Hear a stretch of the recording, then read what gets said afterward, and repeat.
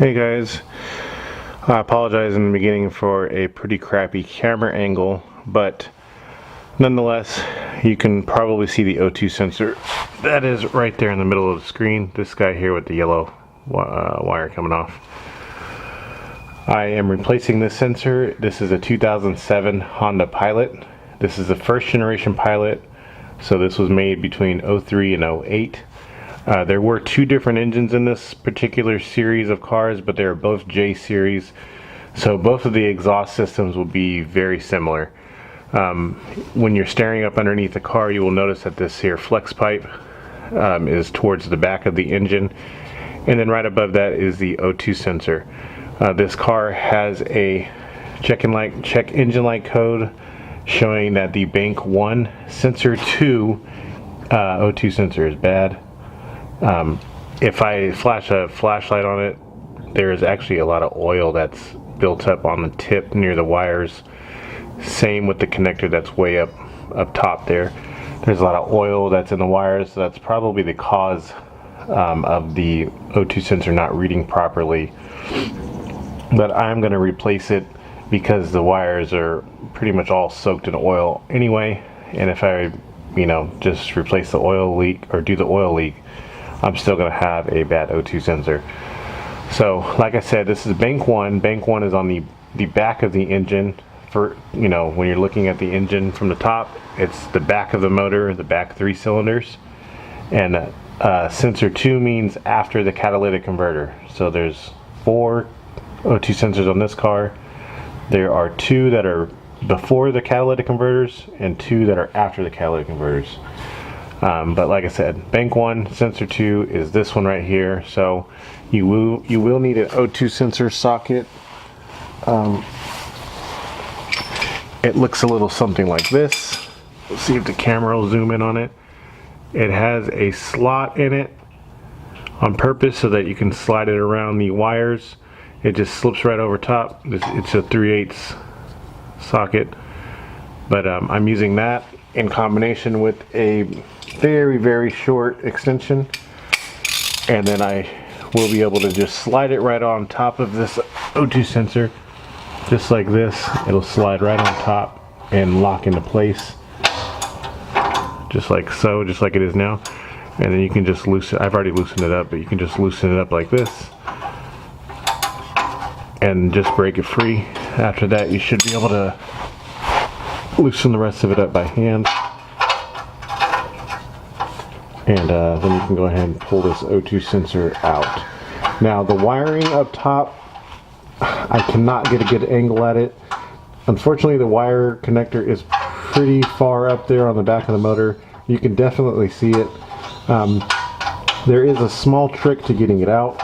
I will show you that outside, outside here in a minute. Okay, so when you're looking straight up from underneath the car, you'll see the back part of this connector like this. Excuse me, all the wires are in the way, hold on. You'll see the back part of this connector. This is what you'll be looking at. You'll notice that there's a little tab right here in the inside of this little rectangular tab. What you want to do is either, I was able to do this all with my hands, only because I've worked on many Hondas. I know how the clips work. This little guy right here, when you're looking under the car, it's actually slid up onto a bracket. You need to get it off of that little tiny bracket by taking a flathead screwdriver and pushing this little tab right here.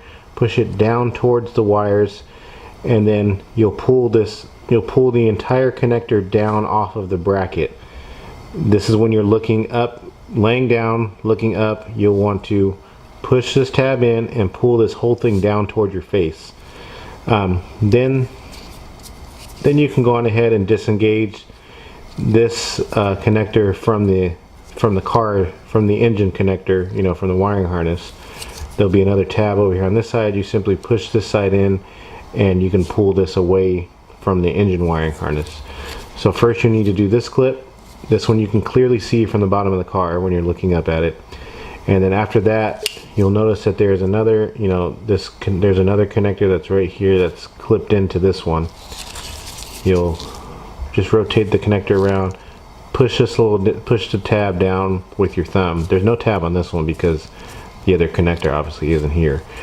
You'll push the tab down and pull this away. That will free up the O2 sensor from the car. I hope that was enough of an explanation. Okay, you can see I got the new O2 sensor into place here. I'm sorry the camera is not really gonna, I guess, focus on that, but I got the old one out.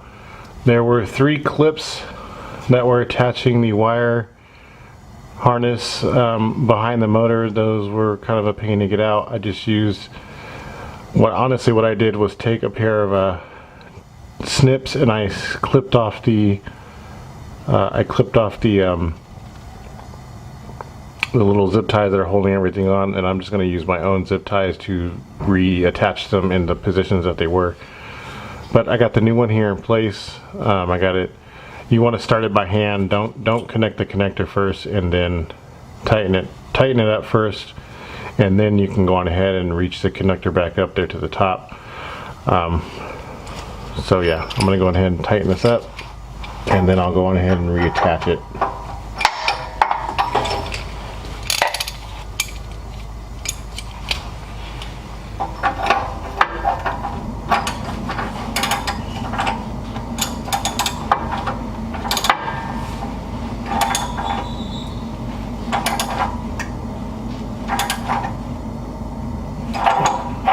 Just like so.